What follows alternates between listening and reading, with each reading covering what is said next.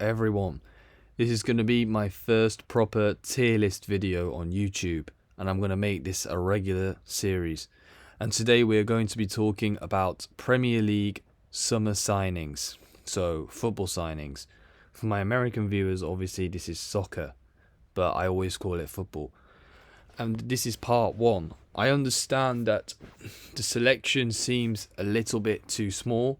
I understand there's big names that are missing, such as Victor Gyökeres, but I'll cover the other names in a part two. So this is just a part one. And we're going to get started with Alejandro Garnacho. So Alejandro Garnacho obviously had a very poor start to his Chelsea career. He almost did 007, but redeemed himself with a goal against Sunderland at home. He has then proceeded to play well, getting 4 GA in his last 4 games and just generally performing well. Despite not getting any GA, he put in a good performance against Liverpool at home when Chelsea won 2-1. So I'm going to just put him in. It's really hard to say because I feel like I'm just going to put him in B because I think he was like £40 million, which seems about his market value to me. So I would say B. He's been decent, I suppose. Now for Alexander Isak. Hasn't scored a single Premier League goal. To be fair, he's only played 4 Premier League games and he's been unfit. He's been injured and stuff. But for £150 million, you'd expect a lot more. And if you have a look at his stats, he has, 1 goal and 1 assist in 8 games in all competitions. His all-around game hasn't been that good either. But I would say that to be fair, the big expectations is a large reason why people may perceive him to be worse than he actually is. But that being said, at the end of his Newcastle career, like the last third of last season, his form was already deteriorating. But I have to just say that if we base it off purely the start and whether I really think that Liverpool needed this signing or not, I would just say C, maybe. I would say C because I feel like he has a lot of potential. He has the world at his feet. But I really just don't understand how he's lost his ability in that span of time. But that being said, at least he hasn't played enough for me to judge whether he's had a bad start or not. Some people might put him in D because of the transfer fee and the hype, but I just feel like at least with the other signings, at least with Isak, he can make the excuse that he's not quite match fit yet because obviously he spent all summer refusing to train for Newcastle United and forcing an exit. But I feel like we can give him the benefit of the doubt, but he has been pretty poor whenever he's come on. And yeah. So next we're going to go with Anthony Elanga. Okay, so transfer fee of £52 million with add-on of £3 million from Nottingham Forest to Newcastle United. Manchester United obviously got a sum of the transfer fee, but it mostly went to Nottingham Forest. I would say that this has to be D. People will talk about his pressing and his work rate and all of that stuff, but does that really matter when you're 0017 in all competitions? Like, he's basically done 007 around the clock 2.5 times, and I'm not really a big stats merchant because I like to judge players on, the eye test more. But you can't seriously be 00. And not only that, but his team is also like 14th in the league, Newcastle United. And that alone, you can't make the argument that he's contributing to the team well because he's not really been that great. He doesn't even start for his team. And I never really understood the point of this signing. I think it was a bad transfer. And I think Jacob Murphy's better than him as well. It's not that he's a bad player or anything because he was really doing well at Forest. I just don't really think he's the sort of player that they need. Maybe he'll prove me wrong, I don't know, but 0017 is a genuine concern. In the league, I believe he's 0011. So yeah, I just think this is a poor signing considering the transfer fee is probably the largest reason why I'm so disappointed with this signing. Benjamin Sesko. I would actually say he showed a little bit of promise, but overall he's been pretty underwhelming, if I'm going to be honest with you. I feel I wasn't that sure about this signing. £74 million, overpriced. And he's shown some decent technical abilities, an upgrade on Højlund, sure, but then who isn't at this point?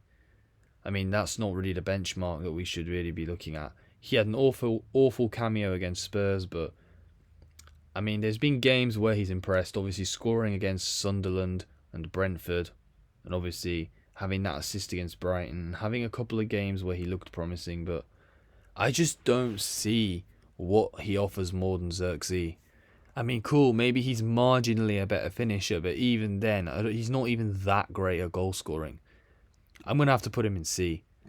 I just feel like Amorim needs to give Xerxes more of a chance, because we can see that even when he doesn't score, he contributes to the team a lot. Whereas with Šeško, I don't even know if you can argue that. I mean, cool, marginally more than Højlund, but I don't really think that really says anything. I mean, Højlund has improved somewhat at Napoli, but even then, I just don't really think he's a top-level striker either. Bryan Mbeumo, I mean, he's got to go in S tier. I mean, he's been excellent. Obviously, first couple of games when the whole team struggled, he wasn't scoring or assisting or whatever, but we've seen the potential from the very beginning. He was very good, pretty much throughout his entire stay at Manchester United so far. He's shown good technical ability, good link-up play, good goal scoring, can create as well. He's just doing very well. And I would say he's been better than Mo Salah this season. And that's not... Although some might say it's not really an achievement because Salah has been pretty poor this season, I just feel like it's a good flex to have that Manchester United's right winger is better than Liverpool's right winger at the moment. And I feel like that's not something we've been able to say for ages now. So I feel like the Mbeumo signing is just a breath of fresh air that we finally have like this superstar player. I mean, cool, people will say that the transfer fee of £71 million with 65 million as the base transfer fee with £6 million add-ons could be absurd to some people, but to me, he's worth every penny of that money, especially considering the inflated market. But yeah, honestly, this guy is a superstar, man. Now, next, we're going to talk about Esteval. So very young, has a lot of potential. People will obviously talk about the fact he only has 2 GA in the Premier League, but I just feel like football is way more than GA. Because when you watch the guy play, he's just very good for his age. He's got very good potential. He scored twice in the Champions League, once in the Carabao Cup, once in the Premier League. He has 4 goals, obviously, in all competitions. If you just factor in, Chelsea had great planning. They made the signing, about like a year in advance. He's not done much wrong, obviously. And just watching his dribbling, his potential, watching how he obviously changed the game against Wolves, it's just honestly amazing. Like, Chelsea have amazing planning for youth. £29 million initial fee with the potential value reaching 51 to 55 million pound add-ons. I would say this is A tier, solid A tier. I mean, I think he's better than Garnacho. He's showing a lot more than Garnacho is at a young age. People will talk about GA and stuff, but I feel like if you watch the games, you'll realise Esteval is just a very good player. And, Chelsea fans are right to be excited about it. Obviously, coming from Palmeiras as a young Brazilian. Apologies for my pronunciation. Next, we're going to go with Hugo Ekitike. I feel this is a really interesting one. He was like £85 million, and this was before they signed Isak. I initially thought that them signing Ekitike meant that Isak wouldn't go to Liverpool, but obviously he did. Ekitike has obviously been better than Isak whenever he's played, but I feel like even his level has dropped in the past few games. But I feel like his level dropping is largely because of the team's level dropping as well. At the beginning of the season, we saw like he was scoring goals, he was assisting. His overall game is still pretty good, but I feel in the last few games, even that's declined. I feel like his overall game has gone down in the past few games, but like we said, that's largely correlated with the team's performance as well. But I think that red card against Southampton where he took his shirt off, I feel his performances have declined ever since then.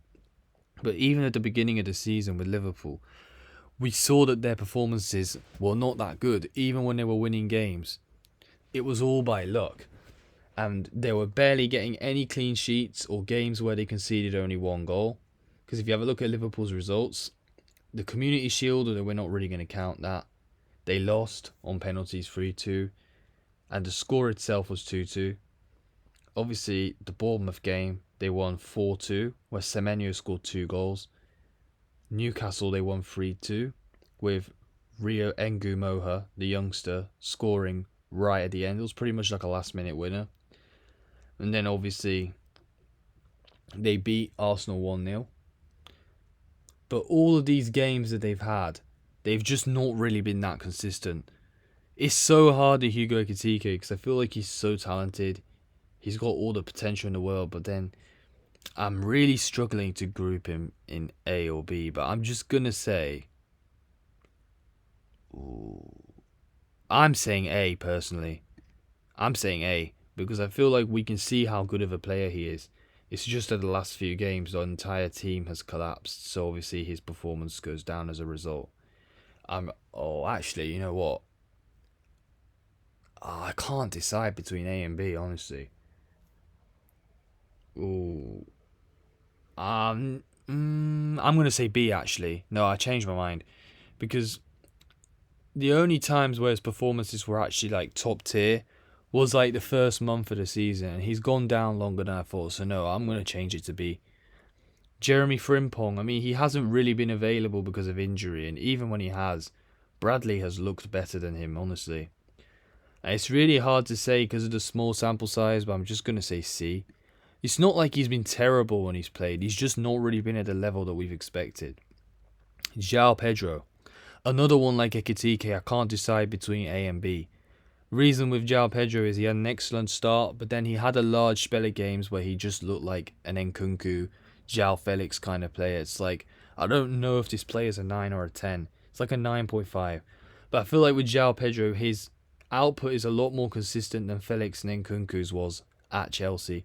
Obviously, João Felix is doing really, really well at Al Nassr. Or Al Nassr, however you're supposed to pronounce it. But I think that João Pedro is showing a lot more than they did already. Obviously, João Pedro had a strong Club World Cup. He's coming back to form in the Premier League. He has 7 GA in the Prem. 4 goals, 3 assists, 11 games. In the Champions League, he's 003, but I don't really want to use a small sample size to criticise a player. Whether it's... I can't decide between A and B once again. But I feel like the transfer fee was a lot less expensive than Ekitike's. We're looking at like 60 million.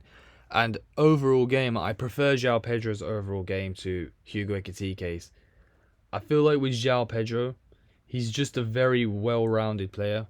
His finishing might not be the best, but I just think that he's got a little bit more of that X factor.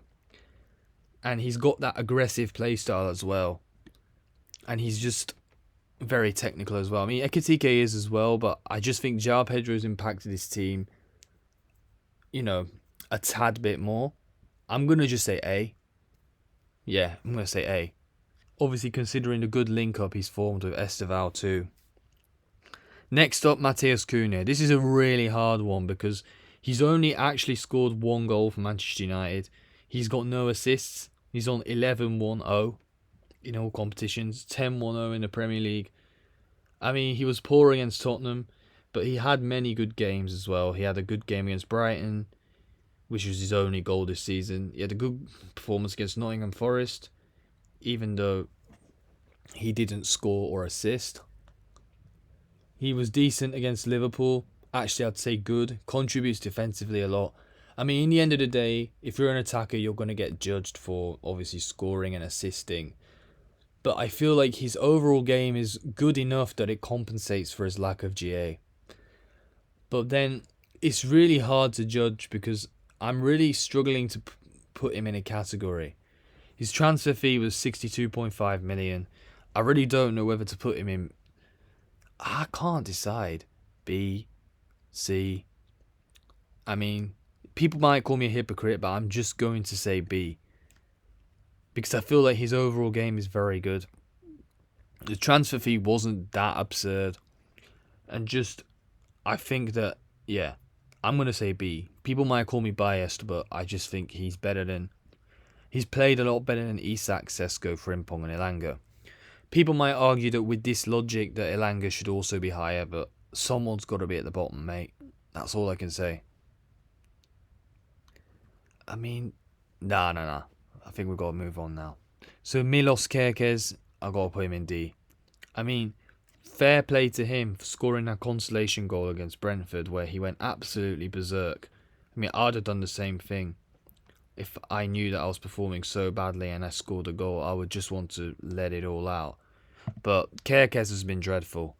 Robertson's better than him. He's now the starter over Kerkez now. He's on the bench. But Kerkez only really had, like, what, 2 good games? He had a good game against Arsenal where he pocketed Madueke. But other than that, I think he had one other good game. Yeah, in the Merseyside derby, obviously, against Everton. But other than that, he's just been pretty dreadful all around. He's just not really done much. He's looked poor defensively. He's looked poor in attack as well. And just looks like a shadow of the player he was when he was at Bournemouth. So now we're going to move on to Nick Volkmard. Volkmard, honestly, is a breath of fresh air. I mean, I would argue that in some areas of his game, he might even be better than Isak. Whether that's true or not, I can't confirm, but Volkmar is very good at dropping deep. And when he was at Stuttgart, he was actually playing as more like a 9.5 kind of player. He can play as a 10 as well. And the majority of his touches are actually in the middle third of the pitch, which I find interesting. And he's also a good striker as well. He's a good striker of the ball. Obviously, the last few games, he's not been as hot. But then Newcastle itself hasn't been as hot either. But I feel like he's just a tier above the others. I'm going to put Nick Volkmar in A. Yeah, I'm going to put him in A, personally. I'm just very impressed by him so far. Just his all-around ability. And obviously, the transfer fee was a club record. I believe it was like £69 million. For that reason, maybe. It's so hard though, because I feel like he's been almost as good as Mbeumo has, but I feel like Mbumo's just got a bit more consistency. Finally, Florian Wirtz, the one you've all been waiting for. £150 million transfer fee, 0 goals, 0 assists in the Premier League.